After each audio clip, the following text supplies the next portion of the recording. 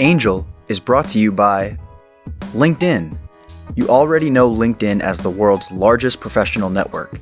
It's also a better way to find great talent.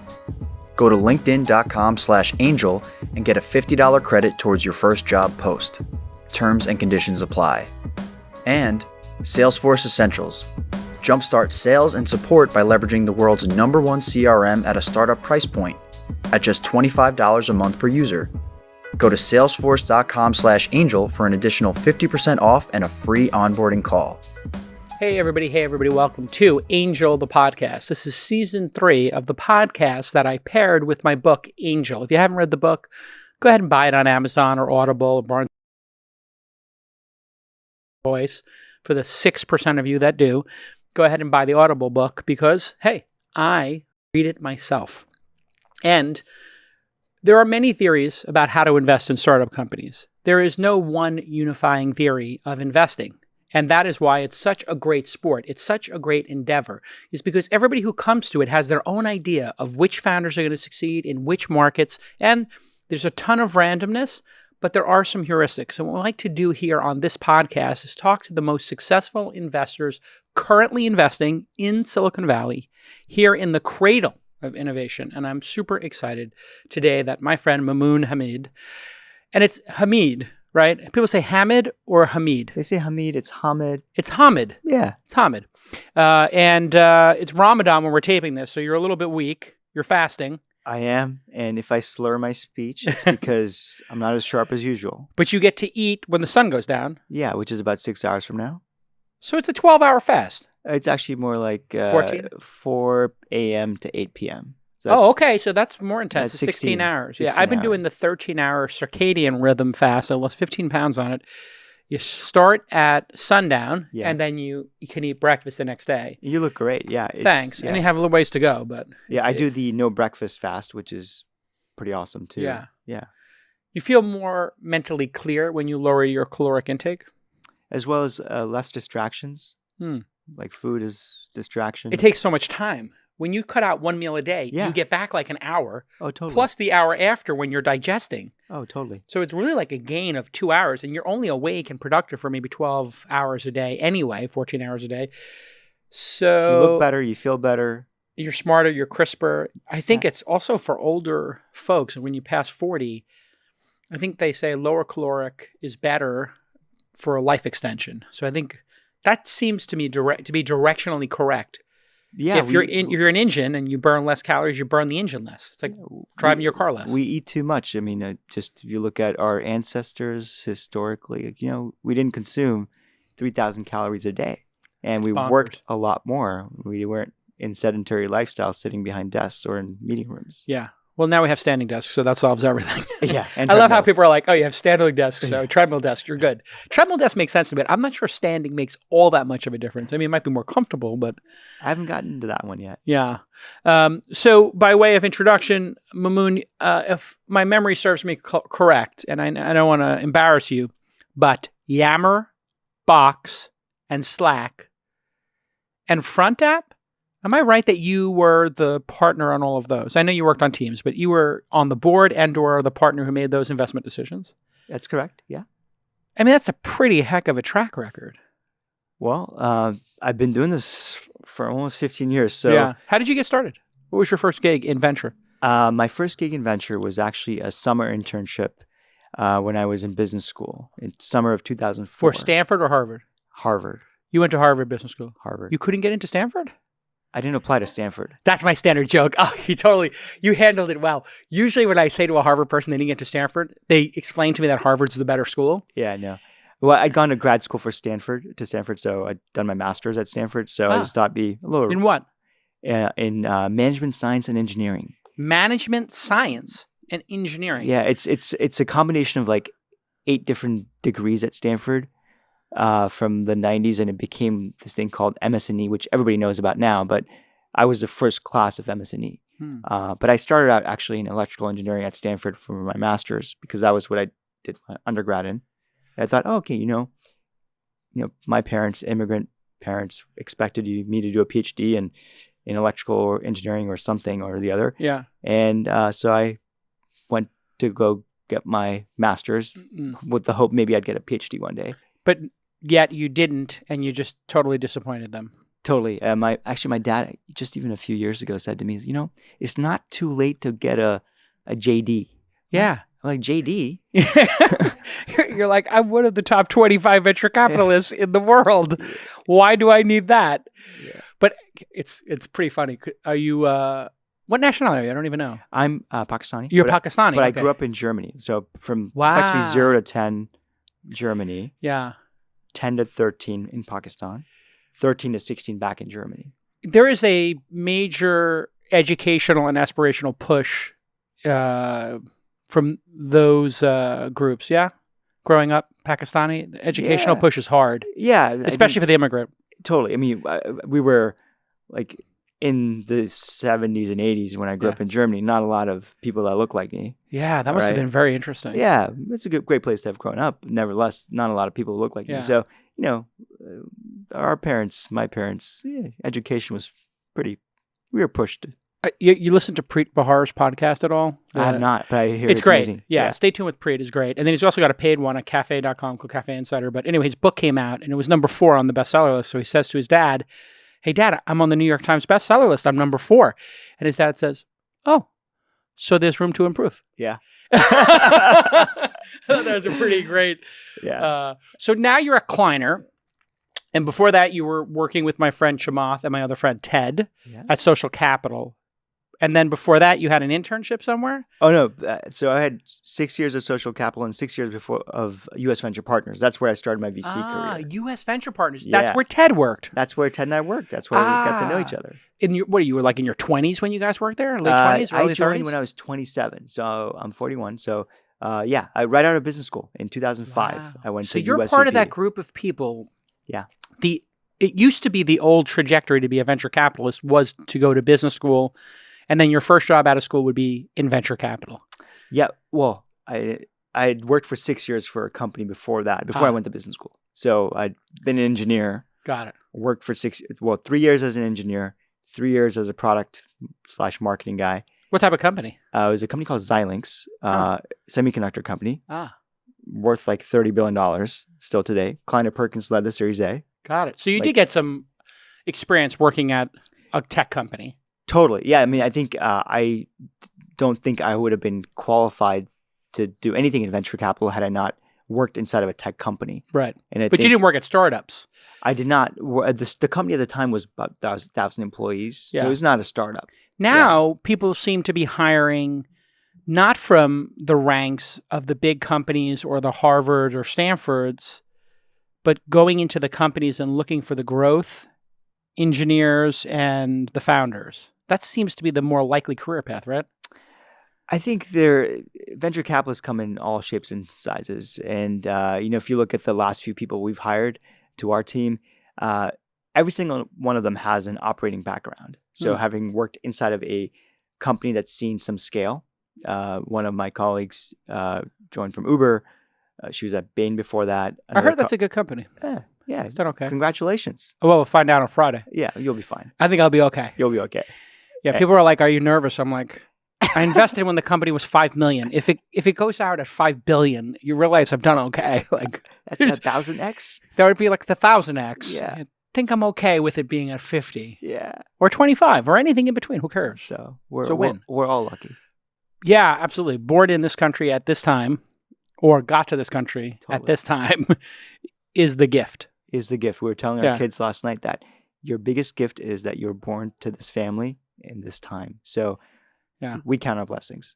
Well, if you think about it in terms of wealth creation, in terms of safety, security, being born in this age, in the developed world, you've eliminated starvation, murder, hopefully, and a lot of other, and just having access to education. Yeah.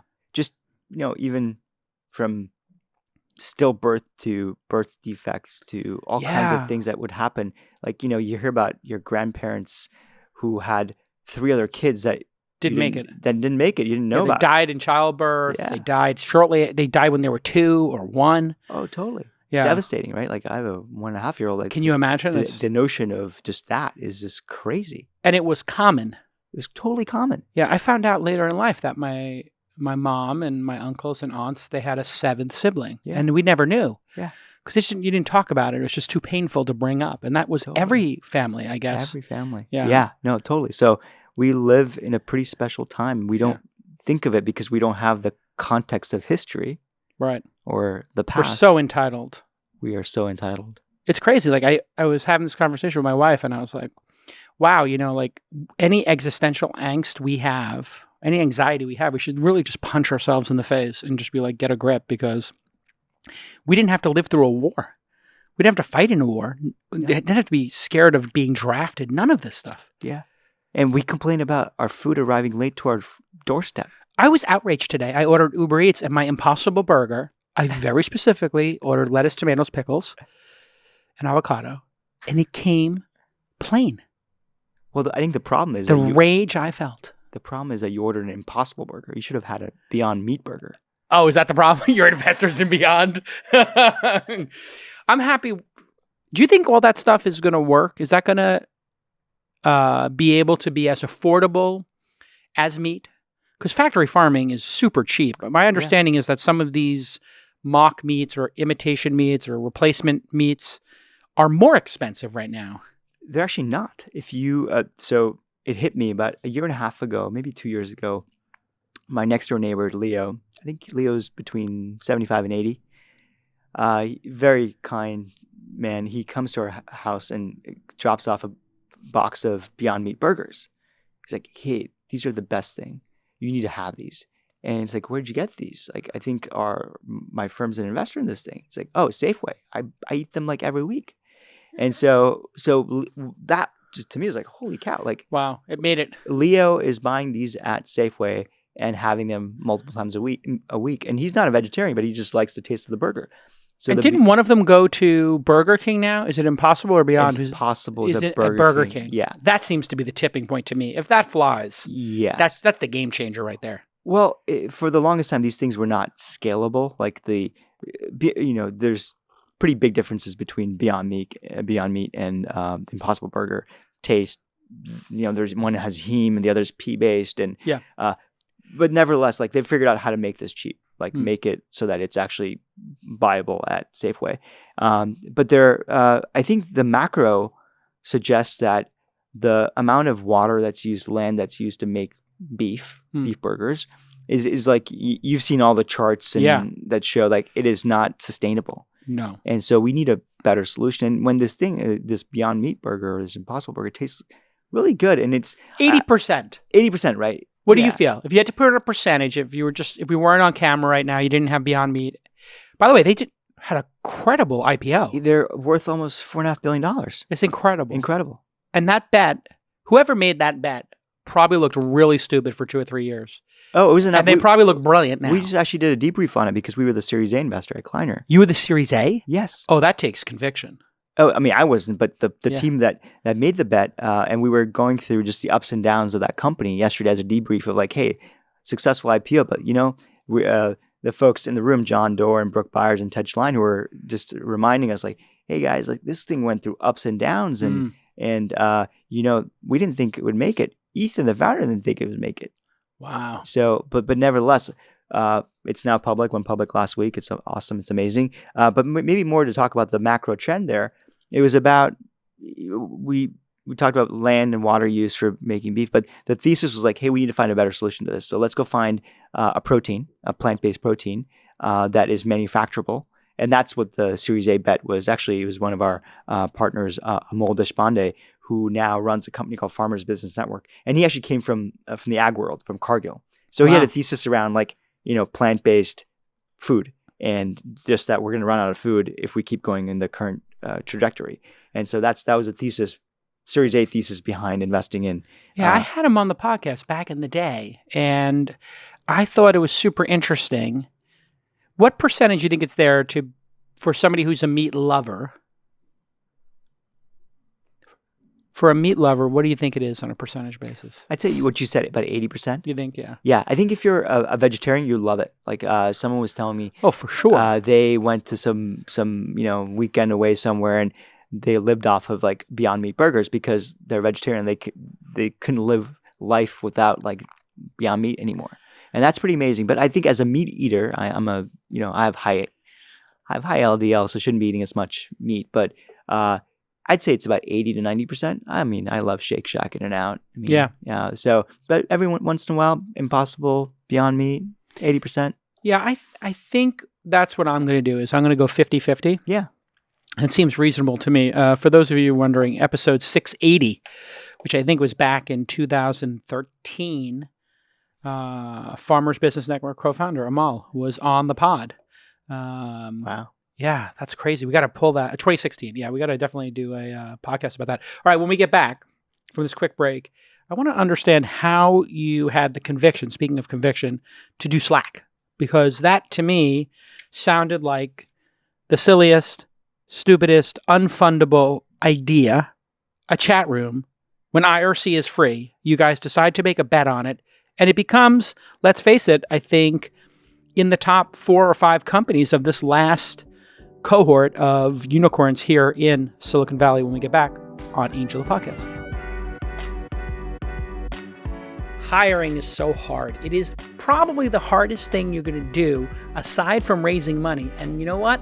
A lot of the people I know who raise money, they have a harder time finding team members. It's arduous. It's hard out there. We have incredibly low unemployment, and there's a massive, massive competition for great talent.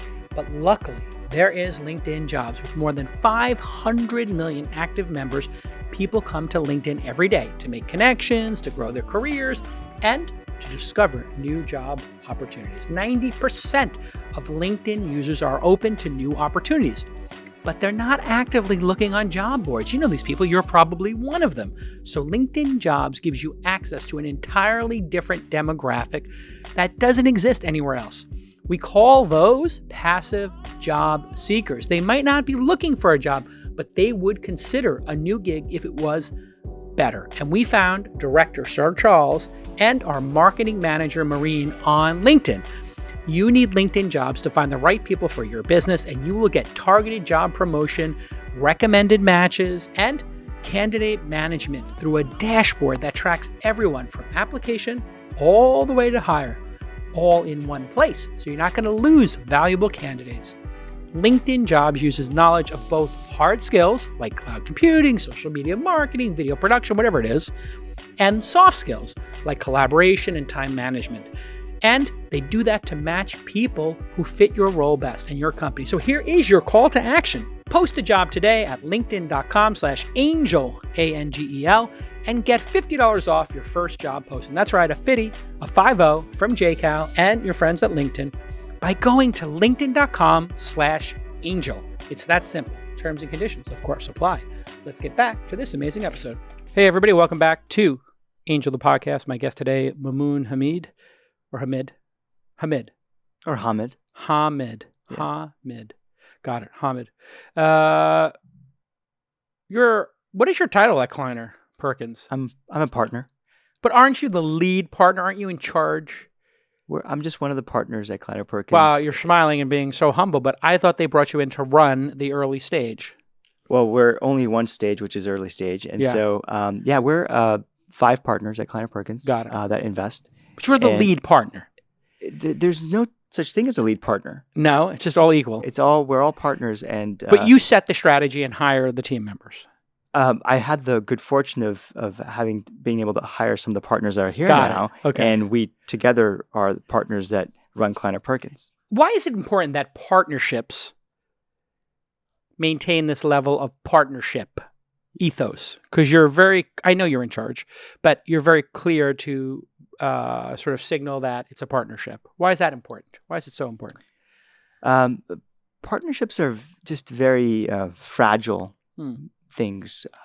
And I talk about actually how partnerships need to resemble a basketball team and a partnership that wants to win championships, or just like a basketball team that wants to win championships, needs to have 5 partners in the key roles, point guard, small shooting guard, power forwards, small forward, center. Yeah. And they're very different roles.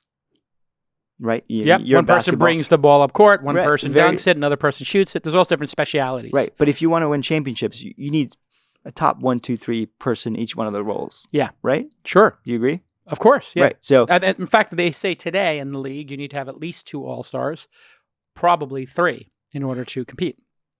right. And so I think partnerships need to resemble that, Hmm. venture capital partnerships. And you also need to have a bench, with a 6th person, Yeah. maybe a 7th. You need to do well at drafting from college, Yeah. right? Developing talent. Every once in a while, you have a Steph Curry that Yeah. you recruit from Davidson, Yeah. right? But 8th pick in the league. Knicks had the 7th. right? Passed them up. Who was that? I can't remember who we picked at 7th. It might have been, was it Marcus Camby? It might have been Trevor Ariza. I'm not sure. At the time, yeah. Now Marcus Camby was Marcus Camby was way older. Way Maybe older. it was Trevor Ariza, Yeah. or it was. I don't even want to look it up because the person is probably no longer playing in the they're league. not. So that's actually. But that was a hard decision to make. Steph Curry. I mean, he was like 140 pounds. Yeah, yeah. He developed. Yeah. So partnerships. Why is it important to have? I think one is to have complementary skill sets. So people are different at different things inside of partnerships. Some person might be just exceptional at forget about just the sectors they're good at, but even internally operating, they're really good at marketing, PR. Someone else is really good at the operational, working with. So most partnerships divide up the roles and responsibilities to help run an organization because there is no CEO, right? Most partnerships don't have a CEO. Most partnerships, they do have a CFO, a COO, but they're not typically investors. Yeah. And so, like I said, they're fragile things, and to keep the balance in the partnerships, you just need to have a group of very complementary people who want to take on the roles and responsibilities of sort of, managing a firm. And speaking of partnerships, you were at US Venture Partnership, which seemed to be kind of like, I don't want to say dorky, but kind of like an old school dorky venture firm back in the day. Yeah. It was kind of an old school firm, right? Yeah. I mean, hey, the average age of a partner, if that tells you something, it was higher. Yeah. It was probably in the 50s, you Yeah. know, and I learned the craft of venture capital through my partners there. Yeah. So I'm severely indebted to all the learnings from there. Yeah. But it was different. It was old school. It was like a 90s firm. It was It did incredibly well in the semiconductor networking era. Got it. And I think we kind of missed the boat on the internet and software. And why does a firm like that miss the boat when a new paradigm comes out? Because it's obvious to everybody else the paradigm is here and it's going to work. Why do they miss it? I'm always confused by that. I think it's a bit of the innovator's dilemma, or it's also a bit the, if things aren't broken, why fix them or why change? Got it. And I think also venture, actually just like professional sports, you have a power alley. You have years, earning years. You have years where you're really good at it. Yeah. Your network is really good. The relationships, your deal flow. Your energy. Your energy. All that is good. And then you just I kind of made it. I don't need to work as hard. So success is the big deteriorating effect. You become successful and it's like, well, why would I need to chase deals? Totally. Because it's hard work, Jason. You know this. Oh, God, it's this so is hard a work. grind. Yeah. Right? So if you want to do this job, you better show up to work. All right. And if you've made it and you don't have the inner desire to keep working or, just grinding it, then retire. Then you should retire, but most don't, right? And then you become because you're senior at your firm, you just miss on things. Because well, I don't think that's important. Why change? Because it's working. What's working for you because you're not doing anything. Right. By the way, Steph went at number 7. The Knicks actually had number 8. So the Knicks were going to pick Steph. So it wasn't as painful as I thought. We were number 8 and we picked Jordan Hill, who I don't think ever played in the NBA at this point. Slack, when did you meet Stuart Butterfield? Yeah. I met Stuart for the first time in October of 2013. What was he doing? He was running. Where were you? I was at Social Capital, as you know. And he was running, at the time, a company called Tiny Spec. It was a video game, right? The video game that had just pivoting into building Slack, and they'd built Slack, and at this point they had 6 companies that were using it, and it was used by maybe a few hundred people. And I remember this was about maybe 6 to 9 months after Yammer had been acquired. So David Sachs's company, David's which you were an company. investor in. I was an investor in on the board of Yammer, and that to me was an attempt at the social network or the messaging platform for the enterprise. Yeah, it was Facebook or Twitter for enterprise. Exactly. It launched at our conference and then got bought by Microsoft, year 6, 5? Actually, For $1 billion? $1.2 billion. And it was probably 3 years into Yammer and 6 years into the company because they had Genie before that, and they had pivoted. Exactly. What is it about these messaging pivots. platforms that they're all based on a pivot? Genie became worth nothing. Yes. Close to nothing. You were an investor in Genie. I actually wanted to invest in Genie. That's how I got to know David. I met David in 2006. Yeah. When he was still making a movie. But yeah, we can go talk about Thank You for Smoking. Yeah, great movie. Great film. Great. Elon has a cameo in it. Yeah. Do you know that? I remember that. Yeah. He's the pilot because David needed a plane to have the CEO or whatever the person was flying on. So they put Elon in the front seat as the captain, and he turns around and says, like, welcome aboard or something. Take your seats. Oh, yeah, I remember that. And that's Elon's plane. Yeah, I remember that. He loaned him the plane. Yeah, I remember we went to, what was it? Sundance? No, Letterman, you know where Founders Fund is? What's that? Like in the Presidio? Yeah, the Presidio. Yeah, that's where he did his screening. David did his screening. Oh, he did a screening there? Yeah. That's hilarious. And so that's when I first met him around that time. I became infatuated with Genie, the social network for families. Before Facebook was... It was like Ancestry and Yeah, exactly. It was a great idea. It was supposed to be like the Facebook for everyone else. When that Facebook would work now, if you think about it. Well, it would work really good right now. Right now. But, again, timing... timing is everything. Everything, right? So I was an investor in Yammer and had seen that play out. And I thought that was the company that could have been the messaging platform, the social network, or the network for companies. And, we sold it to Microsoft. So now my mind had moved on to the next thing. And I still thought there was an opportunity for a true messaging. So GChat, iMessage. Yeah. And, Stuart comes along and we meet in October of 2013. And at that point, I remember meeting him with Ted Maidenberg. Yeah. And Ted, and he and I are sitting there, and I'm like, this is cool, man, but like, go get some more traction. Like, you have like 100 users or so. We didn't tell him that, but I was thinking to myself, good luck, Stuart. Like, and then Ted kept following up with Stuart because they were on a board together of another company, Cozy, which I'm an investor in. You were an investor in Cozy. Yes. Gino. So Gino is the reason why we know Stuart. Ah. And we love Gino. Amazing. Yeah. So, because Stuart invested in Gino. Gino did Cozy. Myself, Gary Vaynerchuk, Kevin Rose. I think Kevin Rose is So Ted and I, we led the seed round in Cozy. Yes. And that's how we know Gino. And Gino and Stuart used to be designers at Yahoo together. Ah. And then Stuart joined Gino's board at Cozy. Right. To be a good friend and good, help him out. Help him out. Right. And so that's how you guys decided. And you guys did the Series B? What was it, a recap? So it was. How did it go down? In October, it could have been a recap, but Stuart was such an awesome guy. He's like, you know what? Like, I don't, my investors put all this money behind me. I'm not going to recap. He raised $30 million or something. At that point, he'd only raised 15. From Andreessen or somebody? Andreessen and Excel. Got it. Yeah. And failed. Yeah, it was not working. The game wasn't working. The game didn't work. That's also known as failure. You're being kind, but he failed again at a game. It was like his third game. He fails at games and then builds multi-billion-dollar companies. Yeah, even Flickr would be a huge company today if it was still... Oh, that'd be a billion-dollar company, right? For sure. Huge, right? Yeah. So, but yeah, we meet him and we're like, okay, this is great, but like, let's keep in touch. And so then like Ted stays on it and he's like, hey man, like you got to check this out. Like, this is your area. You should spend the time on it. And actually, I remember emailing David at David Sachs. Yeah. At the time, he was at Microsoft now. He's like, hey, David, have you heard of this thing called Slack? He's like, no, won't work. Spoken like a true competitor. Right? Impossible. Impossible, right? That's what Lyft said about Uber. Yeah. And so then you're like, okay, I should get on this thing. Yeah. So we actually, we met again. Like in you guys put what, 10, 20 million in? No. We put in $25 million in the first round of Slack. Really? For what, 25%? No, it was 10%. 10%. It was company's going to go public crazy. At $15 billion. Yeah, is what people say. It's a direct period. listing. It's a quiet period. Okay, we can't say. You can't talk about. You still on the board or no? Chamath's on the board. Yeah.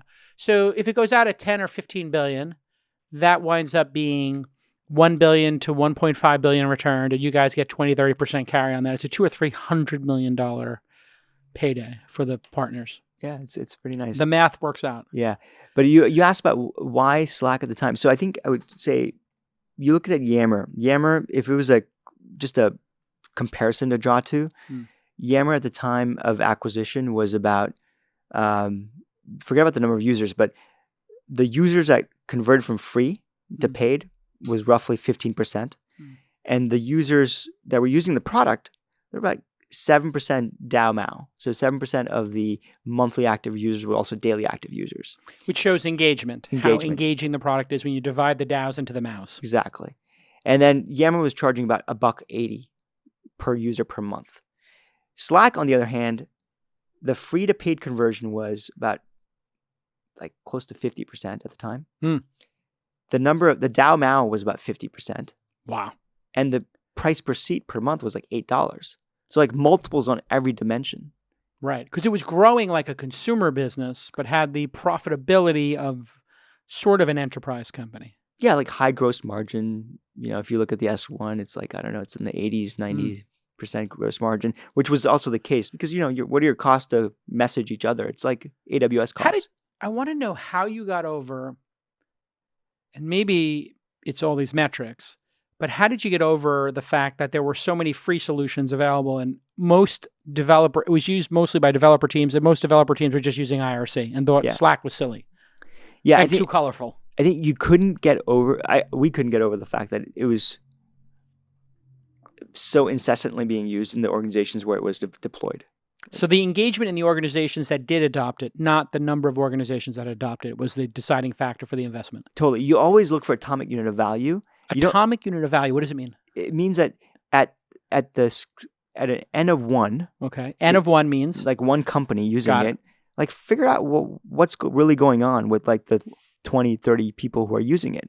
If it's working, if people are spending 8 hours a day inside of Slack or 4 hours a day, and messaging number of messages back and forth, there's something that's kind of hit it in that one company. So now let's take it to 10 companies. And if it's working inside of 10 companies in this very similar fashion, I bet you it can scale to 10 million companies. Wow.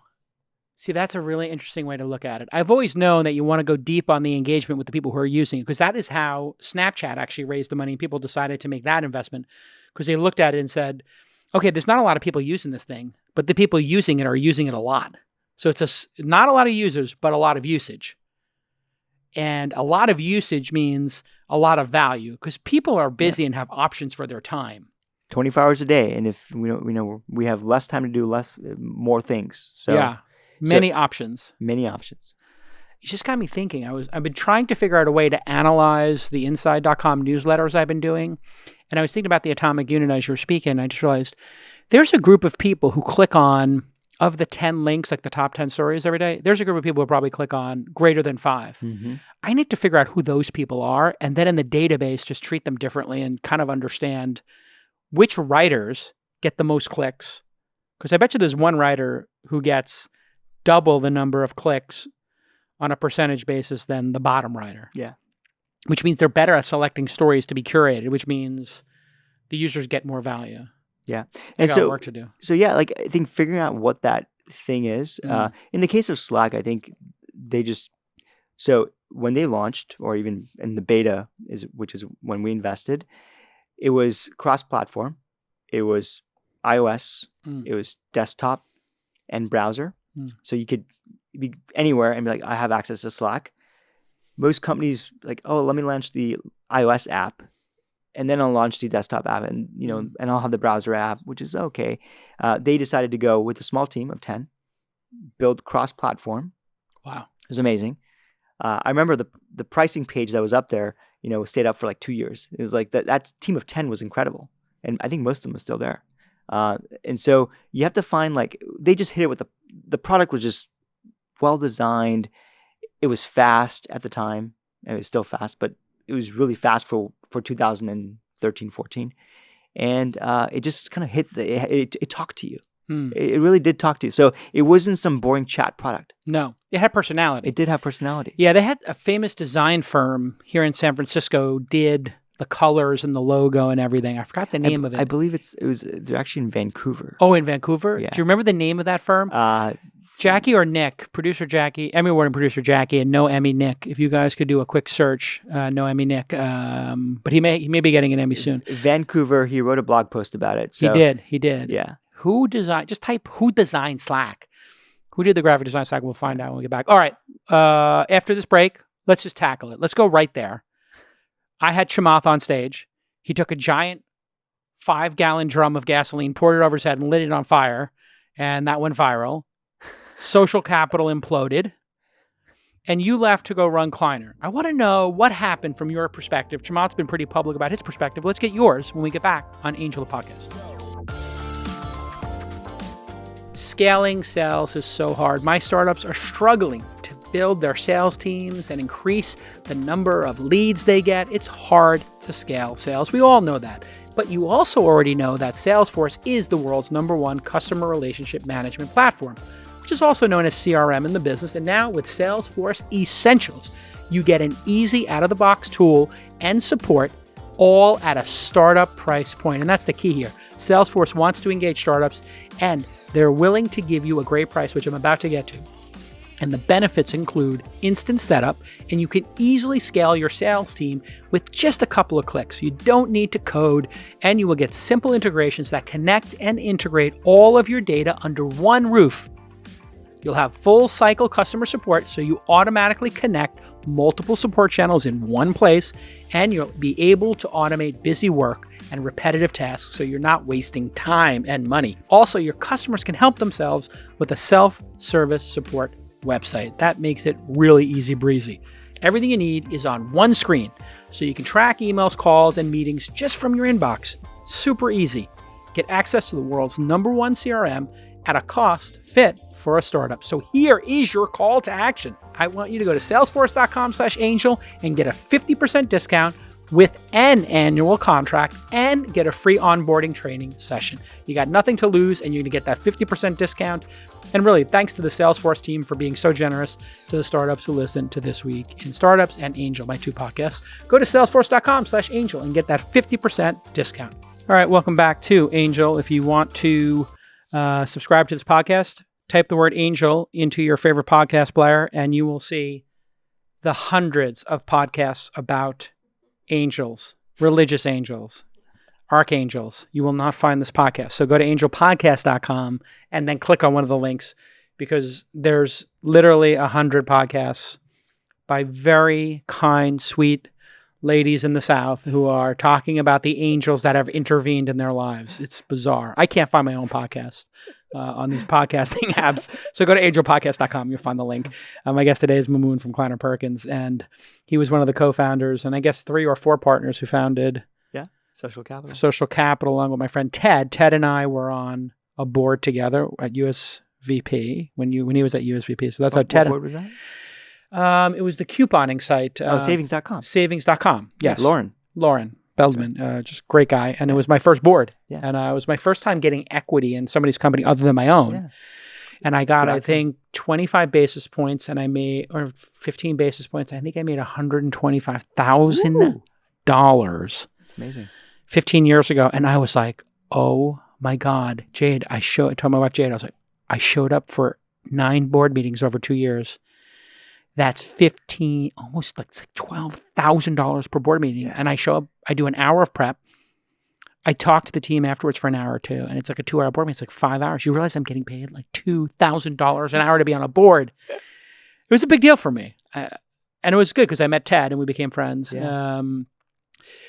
Okay, so Social Capital launches. You guys are going to do Series A's. Yep. I was right there in the front seat. We had a partnership. You guys were an LP in my funds. I was a feeder fund. Obviously, I'm great friends with Ted. You sort of we're friends. Yeah, we're friends. We're friends. Yeah, Not great friends. I'm close friends with Chamath. Totally. Close friends with Ted. You and I are friends.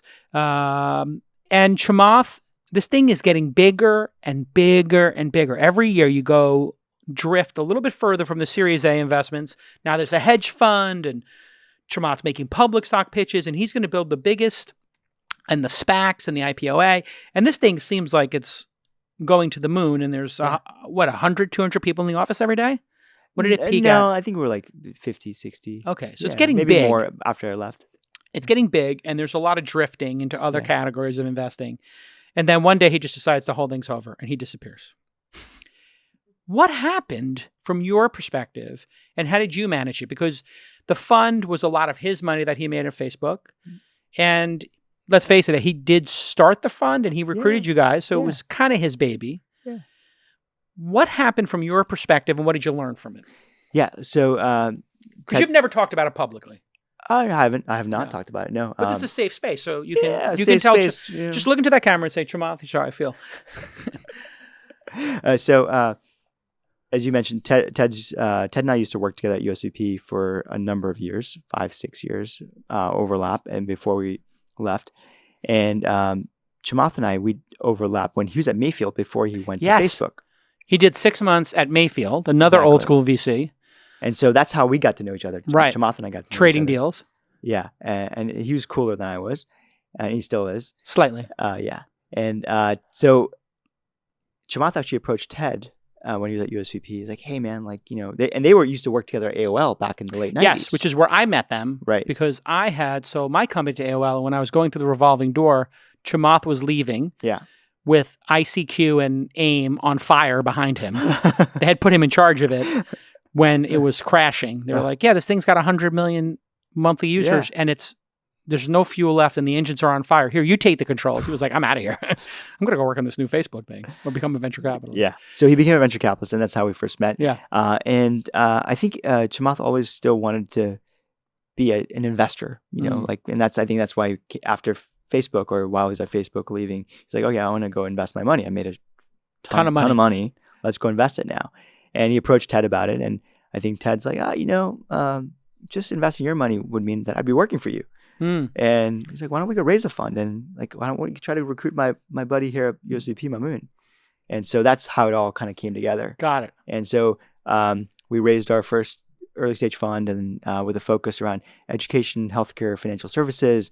And we layered on enterprise, which is my area.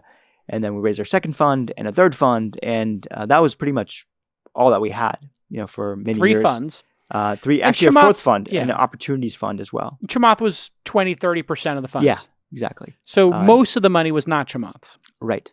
But a significant portion was. Yeah, for sure. Like, make no bones about it. Like the fact that one of the partners and the founder of the firm like put so much money into a fund, and LP's like, okay, that's a lot of skin in the game. Like, we'll put money in too, right? Yeah, I mean, skin in the game is the name of the game. Like they expect in a venture fund the partners collectively to put in low single digits, right? Yeah, totally. So if you have a $300 million fund, they expect the 5 partners to put in $500,000 each or something, or million, small. Maybe. It's like it's usually it's low single digits, right? Low and to hear it's to have like one of the partners put in so much money, I was like, okay, well, that's conviction, that's belief. Right. And so I think both of us have known Chamath long enough to know there's an immense amount of conviction that he has in himself. And so it was just same thing. And I think still the same thing holds true today. I think, we went from an early stage to we launched a public fund, and then we were going to raise a growth fund, and we then around the time I left, we did the SPAC. So there's a bunch of stuff emerged beyond venture. And to be honest, Ted knows this, Chamath. I love venture capital. Yeah, I don't love being called a venture capitalist, but I love the job of being a venture capitalist. Yeah, an early stage investor. Totally, early stage investor, first partner to amazing founders. I think if you just look at the body of work from Kleiner Perkins, from Genentech to Intuit, Symantec, Sun Microsystem, Netscape, Google, Amazon, you go down the list. First money into those companies, first partner to those founders. And you know what? All those companies changed the course of like how humans live. Right. True. I mean, like that is, I believe that to be true, even though I have nothing to do with those companies. And I think I love that about being an early stage investor is that you get to work with these incredible founders and help sort of give them micro advice on a daily, weekly basis and help them fulfill their ambition. And so that was what gets me out of bed every morning. And I think we decided to go do more than just that. But you asked a question about like what happened. I think what happened is, I think Chamath is kind of the master of his own domain. Yeah. So he's like, this is what I want to do. Yeah. And so He wanted to do something else. yeah, and that's I think we all respect him for that, actually. Yeah. Right. So it's you guys are on speaking terms. You're friendly. It's not a Yeah. disaster. I mean, it's not perfect, It's not perfect. right? But you still get your carry from Slack and all these other great investments. Yeah, I mean that's just like that is what it is. But yeah, like we'll exchange text messages. Yeah. So it's not the end of the world. Yeah, I think hey, like we're going back to the conversation we started out with. Like we're extremely fortunate. Yeah. We're very lucky people. Yeah. And we get to do what we want, and we get to earn great living doing what we love. The great irony of this is Chamath was recruited by John Doerr to maybe merge Social Capital with Kleiner. That's true. Yeah, that was very out in the public. That didn't happen. Yeah. Because Chamath wanted too much control or something. It just a deal couldn't get done from what I understand. And then you wound up taking it over. I think, my journey with Kleiner was a very long one because of, it was like a 3-year courtship. And one is you just don't leave the firm that you co-found, right? Yeah. And so to me, that was just a hard call altogether. Like, no, I can't do that. Can't leave my partners and the team that we've built here and the companies. And but over time, it became clear that this opportunity at Kleiner was kind of once of a lifetime opportunity. Yeah. Right. To one of the most venerable institutions in venture capital, and maybe in technology even, to be able to really reboot it. Yeah. They kind of lost their way for a little bit. What happened? Why did they lose their way? They bet too big on green energy, or they just didn't nurture and draft enough picks in the lottery, if we're using the analogy. When they brought you in, they said, hey, here's the mistakes we've made. Here's the things we need you to fix. What were those things? Well, I don't think it was as explicit. Like, like, hey, here are the things that could be improved, maybe? I think I came to Kleiner Perkins because I thought we could be number one in what we do. Oh, okay. Right? And so what's the action plan? Got it. So that's been the journey that we've been on in the last 18 months is like, how do we get to where Kleiner used to be, which was number one for decades, right? Yeah. I mean, if you were coming to Sand Hill Road, you would meet with Sequoia and Kleiner. Yep. Like Google did and Facebook and everybody. And you generally would pick one of those or both. And Google had both. And then it drifted a bit. Yeah. So what happened is, I think when you've solved one set of problems, which is the internet, and done like incredibly well, better than anyone else in the industry, what's the next problem? And in sort of circa 2006-07, it was a lot about green tech and sustainability and kind of save the world from itself, from humans that live on this John earth. did that famous TED Talk where he cried about what kind of world am I going to leave for my daughter? And that's another type of feature drift, I guess, which is some people get rich and they call in lazy and rich. Other people get inspired to take on a big, huge challenge and forget where the money was made, maybe. And John wanted to take on and save the planet. But probably in hindsight, he should have done that and kept doing the internet stuff. Yeah, and not just John. I think the partners like Kleiner Perkins should not have drifted, right? Like, that's the thing is like going back to these are partnerships, and not just one person can say what we should do. We should be able to, as partners, like we're supposedly bright people that are practitioners of understand what technology trends are like, where the great founders are coming from. We should be able to say, we should allocate X% to sustainability and green, but like the majority of it goes to, mobile, the boom in mobile. Yeah, they missed that whole thing. Right. And so, to be fair, like the returns have still been great. It's just not Kleiner great. Right. That's what the bar is so high for this institution. Yeah, they have to win championships. Like being in LA or Boston or New York, like the expectation for the Yankees is a championship or nothing. Exactly. Or for the Celtics and the Lakers is like, oh, you got to the playoffs? Who cares? We're here to win championships. Look how many championships we've won before. There was some negativity. I saw some story and it was a little perplexing to me. I didn't read it because I'm just tired of and exhausted from all the toxicity here in the Valley. But I noted it because it had a picture of you and we're friends. And it seemed to be deriding Kleiner, I guess, for the diversity issues in the past, which were a little bit weird because it was the most diverse firm of all of them, right? It was, yeah. And I thought there was some irony here it was confusing to me because you're not a white dude. I don't know if you've noticed, but you're not a white dude like me. You're a Pakistani immigrant of immigrant parents. My parents don't even live here. They live in Germany. You live in Germany. So you're an immigrant. And I'm Muslim. And Muslim Pakistani who is now running one of the most legendary venture firms in the history of the world, one of the top 3. Isn't that like a tremendous success for diversity and evolving Silicon Valley? It's a little weird to be criticized, isn't it? Yeah, I think Silicon Valley's definition of diversity is very perplexing. It's very unidimensional. And, if you look at actually most of the partners at Kleiner Perkins, my partners we were not born in this country. We have immigrant stories, but that's not diverse in the Silicon Valley dictionary of diversity. And I think there's and so we actually looked at this. We looked at our portfolio of CEOs from our prior fund, Kleiner Perkins 17. We found that 70% of our CEOs were foreign born. Wow. Tell me that's not diversity. That's as diverse as it gets, yeah. Yeah. And then talk about diversity when it comes to Kleiner and having hired people from all sorts of backgrounds. I'd say if we use women as diversity, we've hired more women, had more women partners, more successful female investors than any other firm in the history of venture capital, maybe even private equity. Yeah. So I think we don't get any credit for that. Yeah. Right. And probably should. It's not my work. To be honest, Yeah. it's this is the work of the partners at Kleiner Perkins before me. It is interesting when you think about diversity. Many of these firms were just 6 white dudes. So that must have been challenging or perplexing to you coming in. Did you feel like you were wanted or not wanted, as it were, coming in as a non-white male? Or do you feel you were treated differently? What was your personal experience?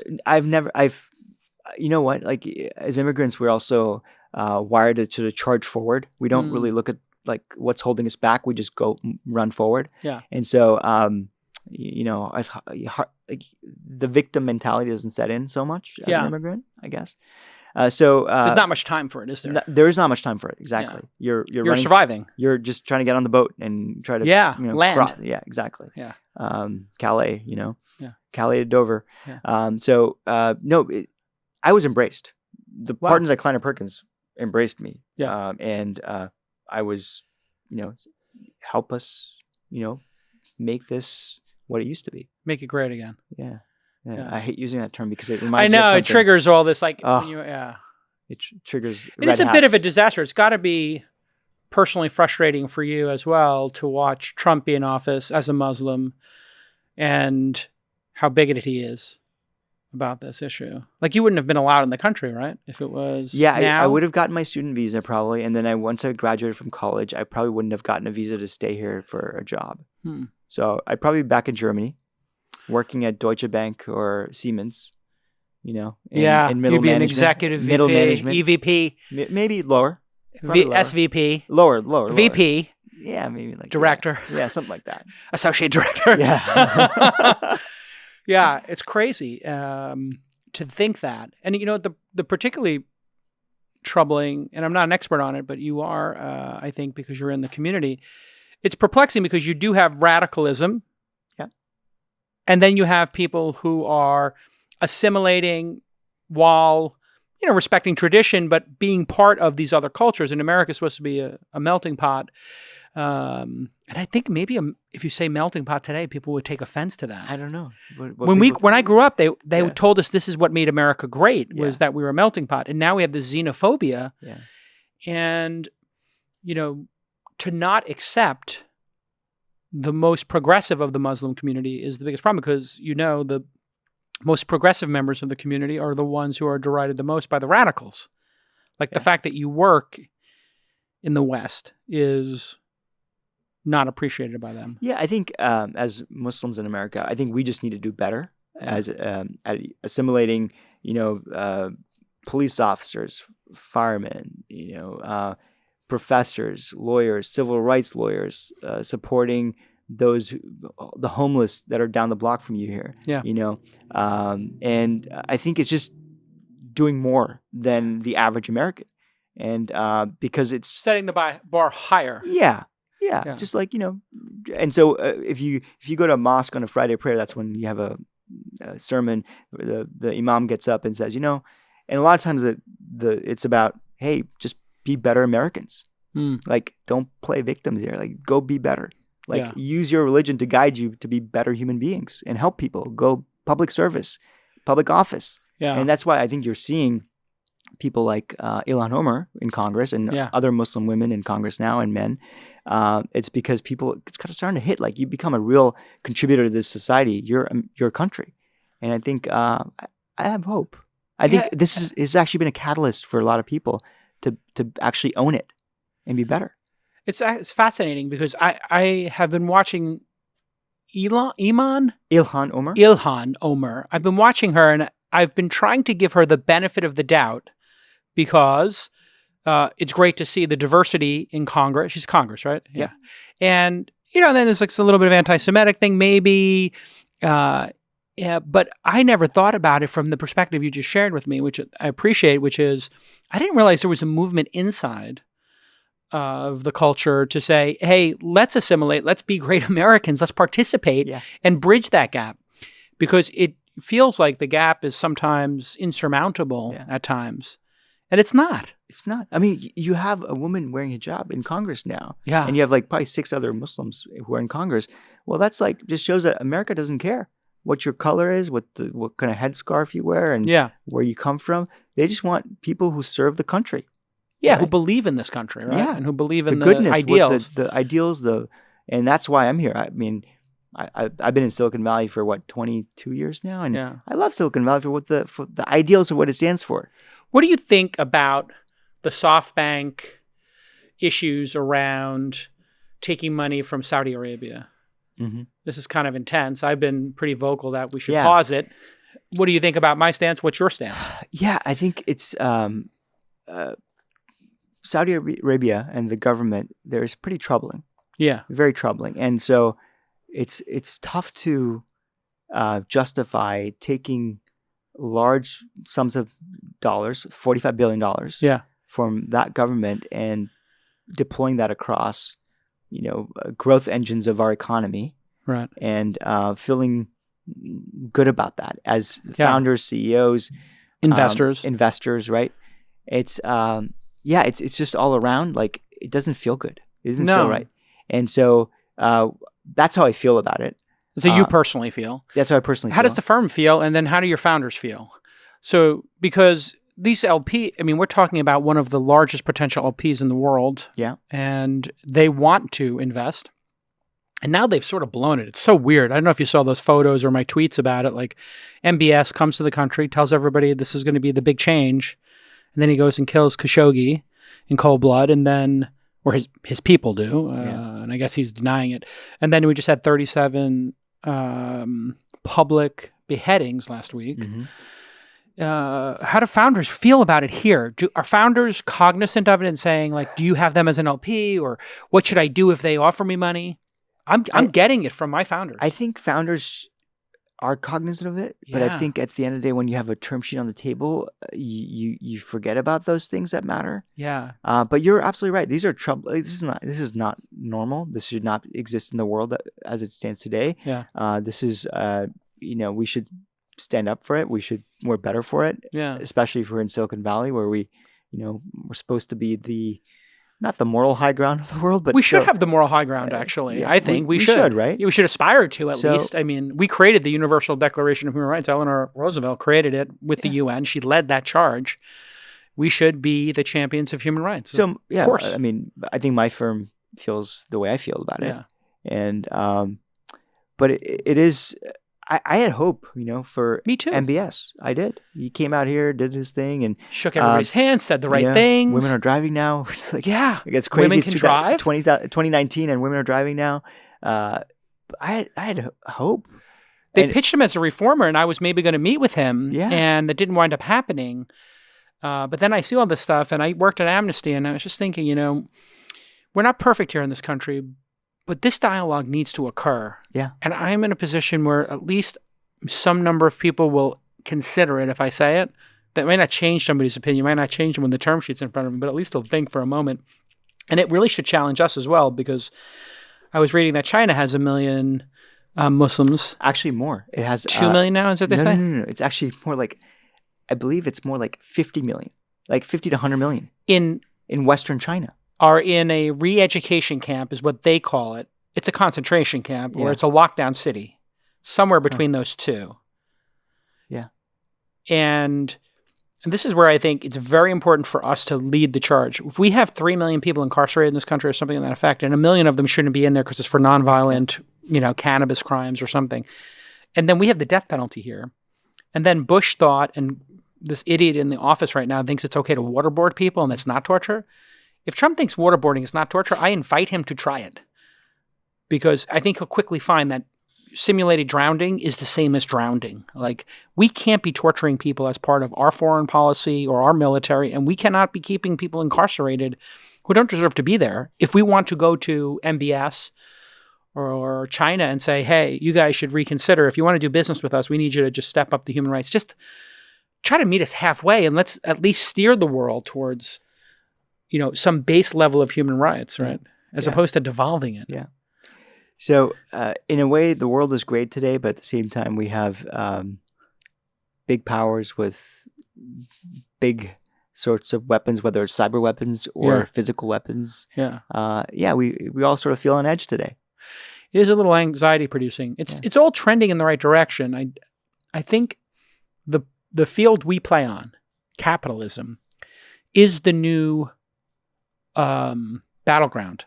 Because if you think about it, we're not blowing each other up as much as we used to and having world wars. But suddenly Saudi Arabia wants to participate in capitalism at the highest level. So where do they go? Silicon Valley. Yeah. China wants to participate on the highest level. Where do they go? Silicon Valley. Mm-hmm. And capitalism. And so in China, they're going to try to beat us on capitalism. They want us using TikTok. Yep. TikTok's a Chinese company. Mm-hmm. TikTok is obviously a spying app for the Chinese government. I mean, if you don't think that they have all that data, they now have the microphones and cameras of 50 million Americans. They can spy on all of America, just like Huawei can. Like, we have to open up our eyes to this possibility that human rights and capitalism needs to work at a high functioning level for democracy to work at a high level. Yeah. Well, a lot's at stake, Jason. The number one superpower is at stake over the next 5 years. Yeah. It will either flip-flop or we'll stay, be the policeman for the world, or it may become China. Yeah. Well, I mean, what would you rather like?